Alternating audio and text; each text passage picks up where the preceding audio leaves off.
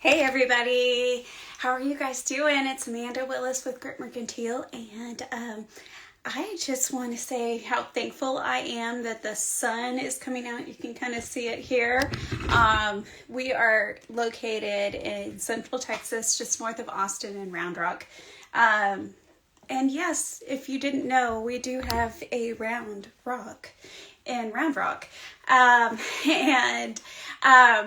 So I've been actually seeing some photos from the city of Round Rock showing like the Round Rock in ice and covered in snow and ice this year and then like in previous years, which is kind of fun. Hello, how are you, Ian Varner and Hummingbird Wares and Fabulous Fisher Bags? Ian Varner is also here in Round Rock. Ian, do you know, pop in the comments below if you know the original name of the city of Round Rock. We'll do a little trivia. Let's see if you know it. I once got a prize for knowing that trivia. It wasn't very fair though, because I was the only one who, had been living in the area for a while, so I knew it. Hi, Blissfully Rooted LLC and Fat Hand Leather. Fat Hand Leather, it's nice to see you. And Blissfully Rooted. Oh, I love that, Blissfully Rooted. So pop in if you're a maker, pop in what you make. And if you're just anybody here, pop in where you're located.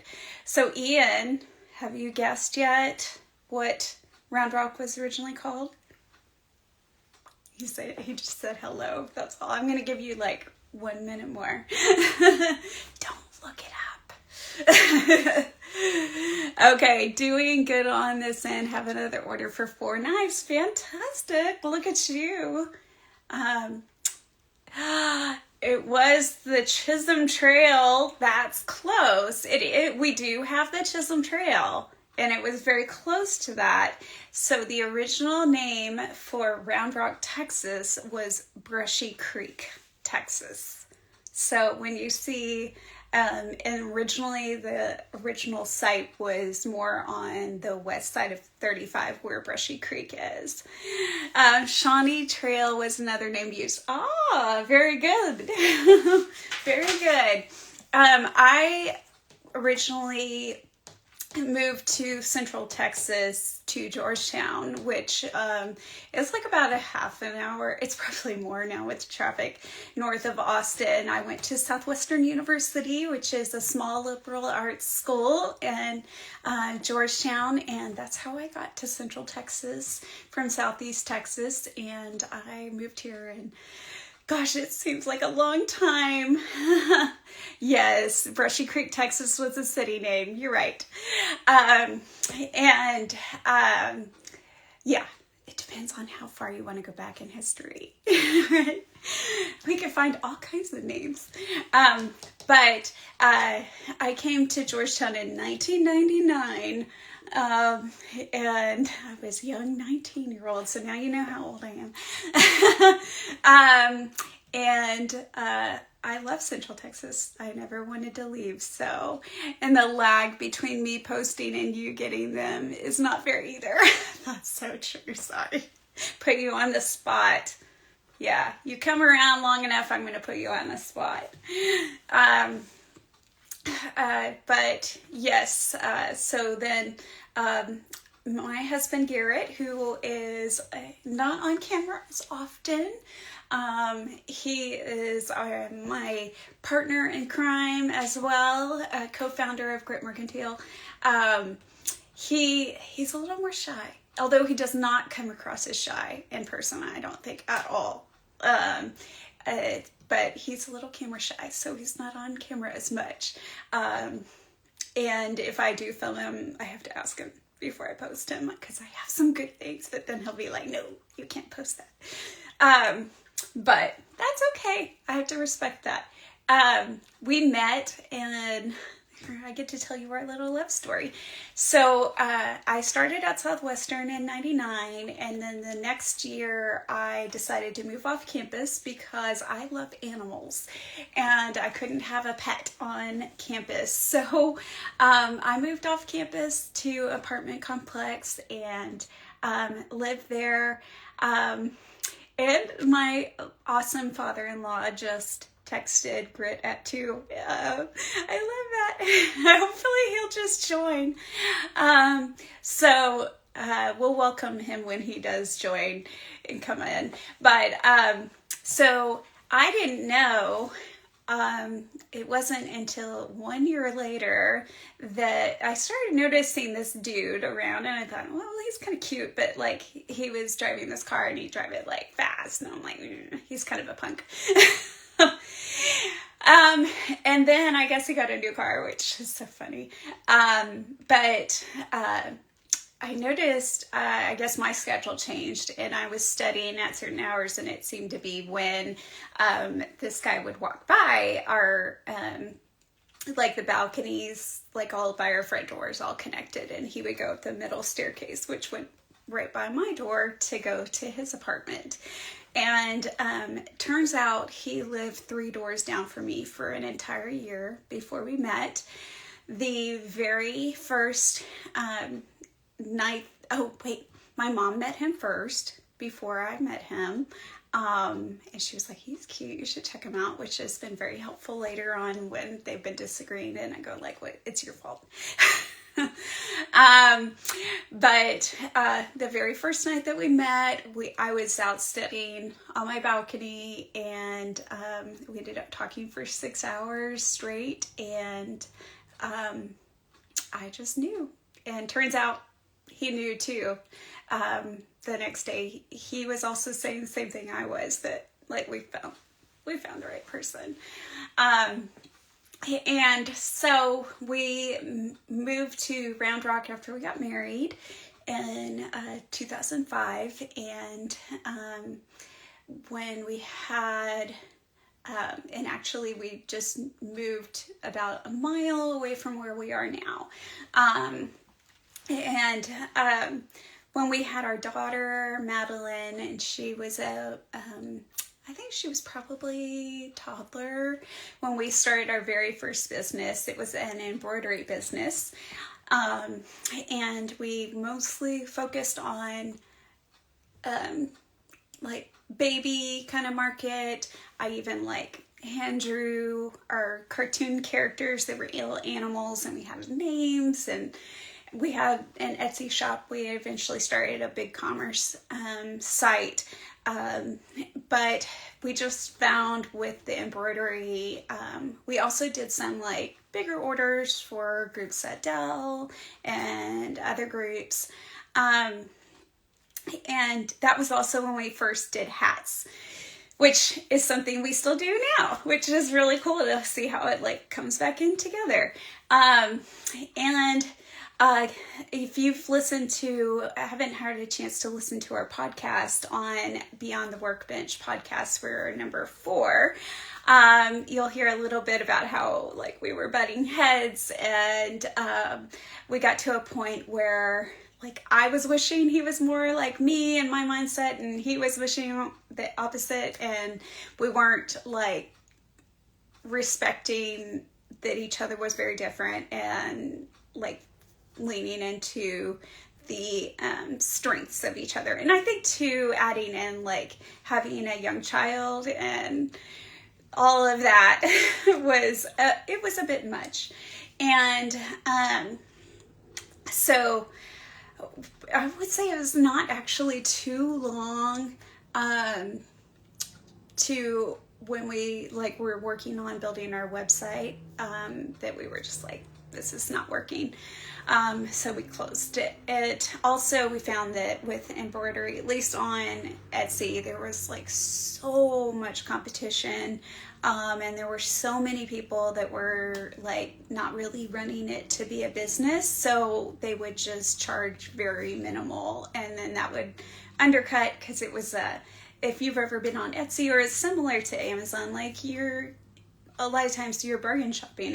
If this person has the same thing or similar and it's less, I'm probably going to go with that. So Etsy has Etsy's good for a lot of things. And we're still on Etsy today with Grit Mercantile, but it has a habit, because of just the way that it functions, of driving the prices down with competition, and that makes it especially hard if you're handcrafting things and making things, because you have certain, especially if you're smaller, you have to pay more for your supplies, and to even be able to like pay for your time and stuff like that was just not feasible. And we knew that we didn't really want to go the route that would have gotten us more volume, like sports teams and things like that. It just wasn't in our wheelhouse. So we closed that, and today is story time, apparently. And let's see. Also, I would say, what was the next business? The next few businesses, I was more in the background helping. I've also always done like the accounting and things like that. And some of the like promotions and marketing and things like that, and some of the design. It depends on the business. I can't remember which one came first. I think Retro Audio Works came first. So Retro Audio Works, and we also talk a little bit about this on the podcast, it was Bluetooth speaker boxes. I wish I had one in here. Bluetooth speaker boxes that Garret built by hand, and they were in the shape of like 1960s guitar amps, and they were so cool, and they weren't just so cool, they sounded amazing. I still use mine, and if we have other customers that still use theirs, and like this was, oh gosh, what years was this? Maybe in like 2008 or so, 2010. No. Madeline was born in 2010. So it would have been like maybe 2015, maybe before then. And so he was selling just on Etsy with those. And that was good because he had a niche product. Also, he has a background in audio, specifically like car audio, so he knew like all of the ins and outs and how to actually make it sound really good, not just look cool. And so that was really cool to see, and I loved like him getting out in the garage and like making things, because I'm typically the traditional artsy person in our relationship, but I strongly believe that everybody is creative in some way or another, and sometimes it's just feeding that and trying to just it might be a weak muscle, and we just need to work it out, and it's so good for us to be creative. Speaking of creative, hello, Blooming Heart Shop 711. Hey buddies. And I'm just giving a little bit of background on Garret and me, and in business. So let me know if you guys have any questions along the way. Hey, so yeah, we were doing Retro Audio Works, which was the Bluetooth speaker boxes. And that was so cool. It was just so cool. I remember one of the coolest orders was a couple. They were going to get married, and they were getting married outside, and we had to they wanted one of his Bluetooth speaker boxes to use for their wedding ceremony, and we actually even took it and tested outside how far could you hear it for them. So that was neat. But it got to the point with the cost of the goods for those were just too much, and scaling was an issue with it. and if you're in the Austin area, or if you're familiar with Tinker Audio, he started like around the time that Garret and Retro Audio Works was like kind of winding down. So that's kind of cool. Let's see. The next business, there were two other like little businesses around the same time, and I don't remember like which one came first, and they're overlapping. They kind of like, yeah, I'm not sure. Oh, good. Kay Willis joined. Hello. That's Grammy. So I don't know if your husband has tried to get on, but he sent me a text. I can't respond because I'm on live. But I don't know. I was just telling them about our history of like small businesses and maker businesses.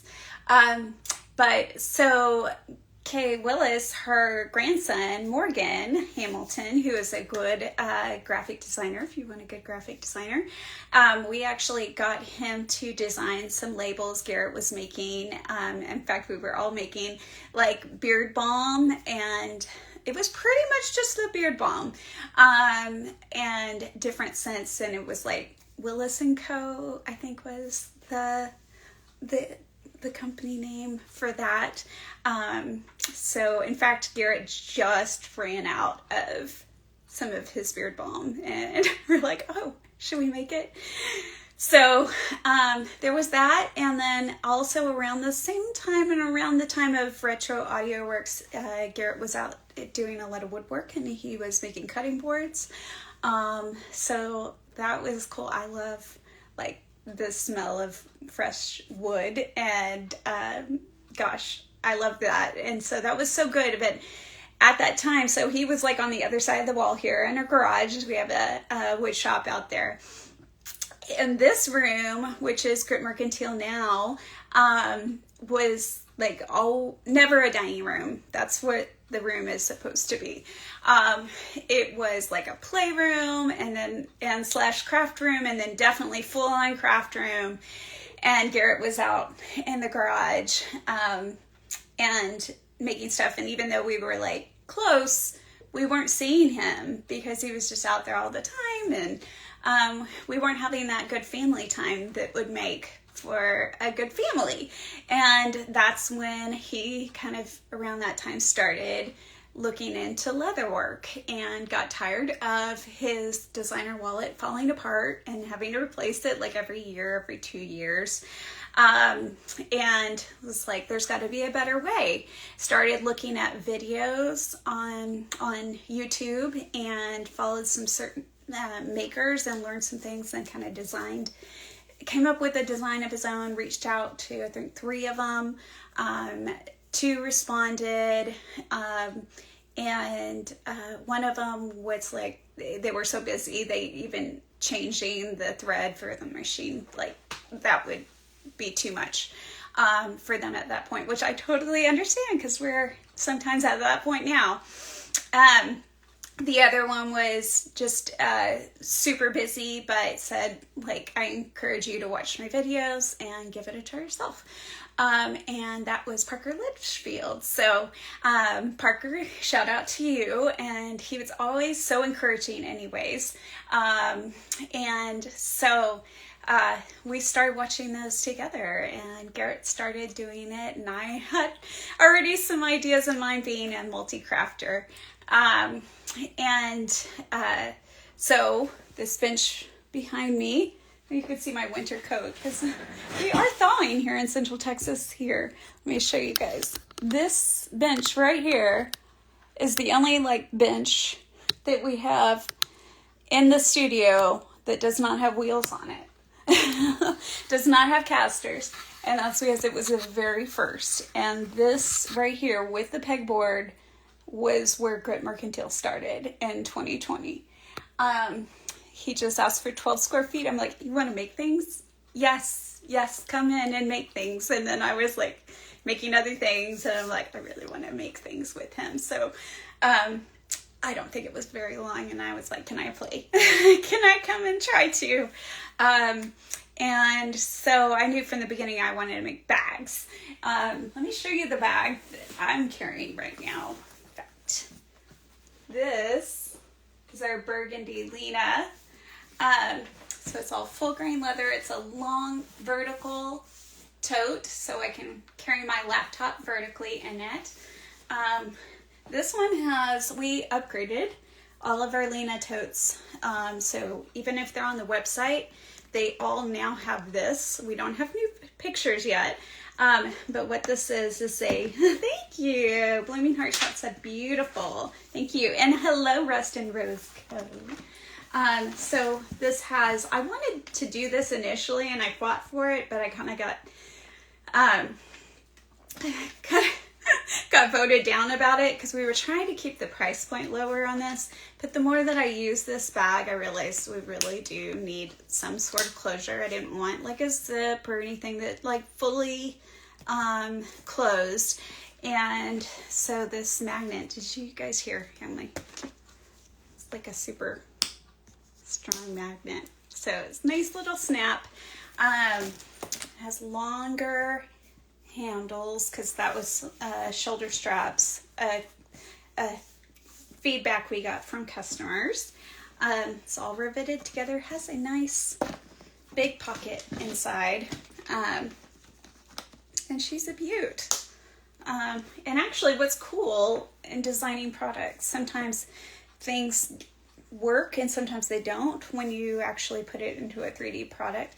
This one, before we added this, had a tendency to fall over when it's set on a surface. And it was really interesting how just pulling these sides in and latching them changed the bottom of the bag so that it stands up straight. And the weight of it was really cool. And little outlaw leather joint, hello. And Nature Focus Now, Ron joined. Yay, you made it. So, welcome, Ron. Yes, I'm glad you made it in.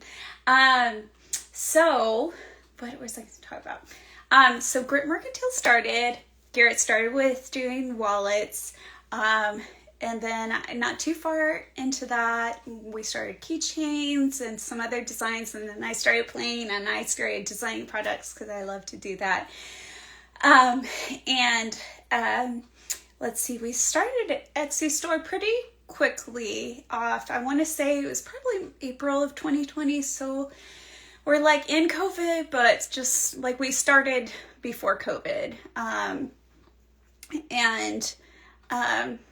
So yeah, for the longest time we sold wallets and keychains, and that was it. And then we started, I remember this conversation, and I'm so glad that I brought it up, and I'm so glad I pushed for it, because I was like, well, we make our own designs. I'm like, we should really make digital patterns of our designs so other leatherworkers and sewers can make the same goods, because there's a lot of people out there who want to make things but don't know how to design it. So I remember Garret was like giving me a lot of pushback about it. I think he just didn't want to do the work, which is totally valid. It's a lot of work. There's a reason why we haven't issued new patterns for a while. We do need to. I have some in mind. But it's a lot of graphic design work. And so we finally started doing that. We did our first patterns on just PDF, because our thought was people are going to print it out and cut it out by hand and do it by hand, and those sold great. But then not too long after that, we started doing SVG file format, and that allowed for people to use I think PDF 2 would have worked, maybe. But for sure, SVG worked with Cricut die cutting machines and things like that, which is how we were cutting out our templates at the time. We were using quilter's plastic and using our Cricut. Gosh, how things have changed. Now we have a big laser, and it's nothing to just whip out, new designs on acrylic templates. In fact, we did that just the other night. Yeah, so it was really cool. And then more and more feedback over time, and we kind of bulked up our patterns. We got some feedback and saw that like certain lasers liked DXF file formats instead of SVGs. So that's when we were like, okay, we're going to start that. And that's when we were like, okay, let's look at our patterns and see all the different pieces that we have. Because it may be like the pattern for one of our wallets, but we include additional panel styles and things like that. So it's like convertible and you can make it what you want. And we started looking at, okay, how many build combinations can somebody do out of this one pattern? Which is really cool. And then the next step up was our laser X-Tool P2 laser. And so that allowed us to start making acrylic templates. And once we started making acrylic templates, we were like, we should make tools. And so yeah, that was really, really cool. Acrylic templates are great because you, especially for leather, you can just run your knife up against the edge and it cuts it right out. It's just fantastic. It's saves a ton of time compared to just doing it off of like a paper pattern. And it's a lot more accurate, so it helps with like small batch production. And like I said, then we started making tools, and we have tools in the shop. Some that I don't know if we have it behind me. I don't think we do. We made one tool. It was a modification of another tool that's out there for helping to adjust a strap cutter for leather straps. And we test everything out for a good while, like bags and things like that. Like we test it all out and make sure, okay, does it withstand us, which we're hard on stuff, you know, and will it do what we want it to do and do it well. So this one we tested out for a good while and we're really feeling good about it. And then just using it, part of it broke. And the way that it was designed, that it was this thin piece, you could definitely see how that would weaken over time and break. So we never released that template or that tool. But there were other tools that we did release, like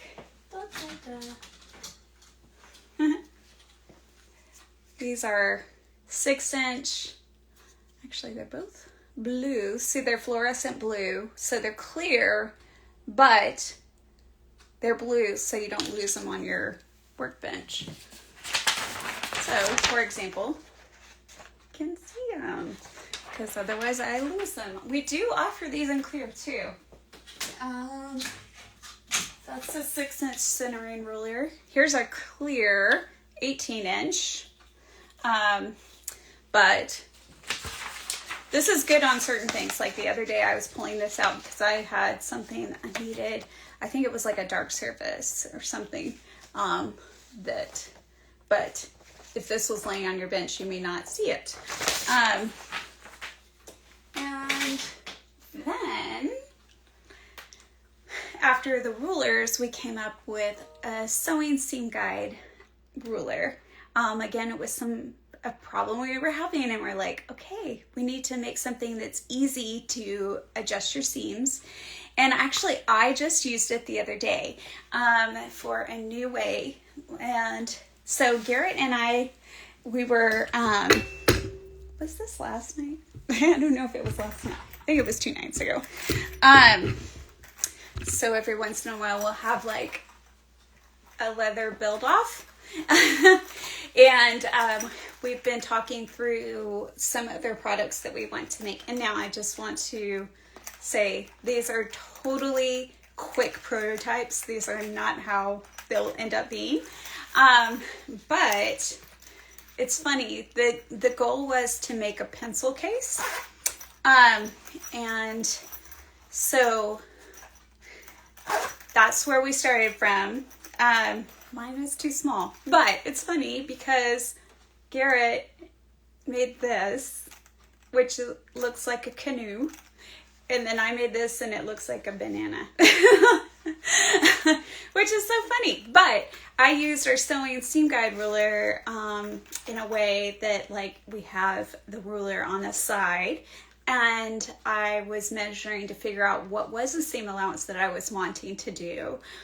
Usually I go into sewing a project and know the seam allowance already. So this I was able to use the ruler on the side of it, figure out what was the seam allowance I want, and then set my needle and for that sewing seam guide. So this one's mine. I got in a rush. Again, we were making these really fast. I didn't even sew this zipper on. I just taped it, which is why it's doing this funny thing right here. But I sewed the rest of it. But it turned out a little smaller than I was wanting. But I do like how it has this flat bottom and that it opens up nice and wide. Once I made it, I was like, okay, I don't know if I like this corner sticking out like that. But then once I started using it, I realized that if I had the corner go straight up, then this opening wouldn't be as wide and as useful. So that was mine. And then this one's Garrett's. And this is, I actually, like, once he made it, he didn't like it. But I liked it because I felt like it was a little more like elevated style. So he did these rounded corners, but that one thing that he was like, you can't do that without skiving unless you have a thinner leather, which when we're like producing and designing, we have to think about the production of the pieces. And if we're going to make a lot of them, how we want to make it, does it work for that? So this one is nice and long. And the good thing is, yep, I have one. So if you don't know, this is called a Blackwing pencil. If you know stationery, you know what this is. But the cool thing is his is long enough to hold the Blackwings. So that's good. So there's some good things that we're going to take from this design. There's some good things we're going to take from this design. And we're going to keep on going and see till we come up with. But it was really cool because it was fun and creative, and we were creating together. And we, like, start to finish, we each made these in half an hour. So, like, I was thinking back, like, even a year ago, we wouldn't have been able to, like, just flip them out like that. So, it's cool over time how things go. So, want to say T. Ziegler, hello, and let's see, 1972 CST joined. Hey, welcome. Let's see, anything else I want to tell you guys before I have to go? Yes, Central Texas, where we are, is thawing out, and I think yesterday was the last day of sliding down the driveway, sledding, and kids are back in school today.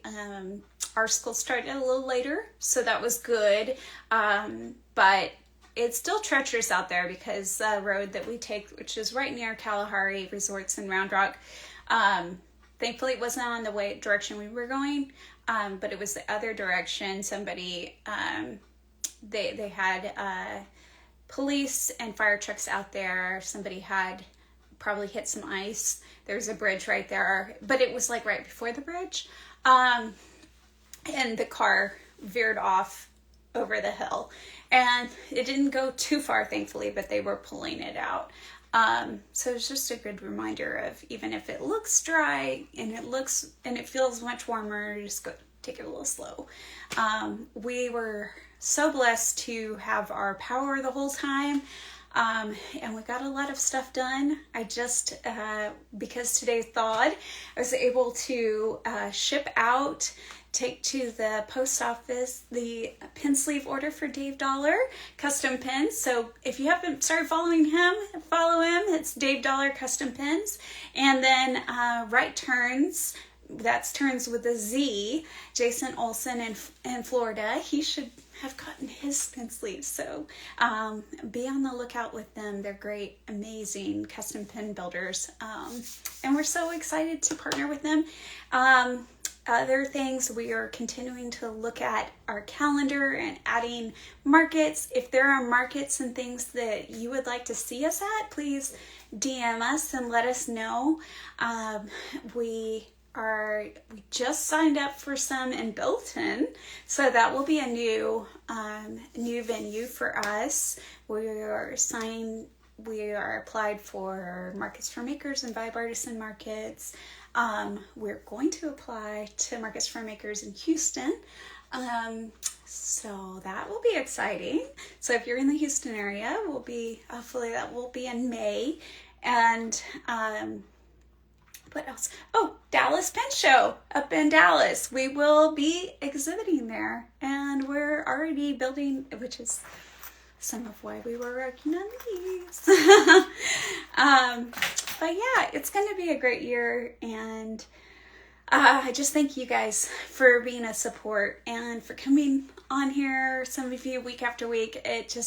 It means a lot to me, and I know it means a lot to Garret and to our daughter, and even Shop Dog Enzo, who was in our little video racing around the ice. He's going to miss not having outside ice. Yeah, he was loving that. But I hope you guys have a great week. If you're not already on our VIP list, go to our website, gritmercantile.com, and sign up for our VIP list. I'm going to be sending some things out. So you want to get on that, and you get a 10% off discount too. So very good. We'll see you guys soon.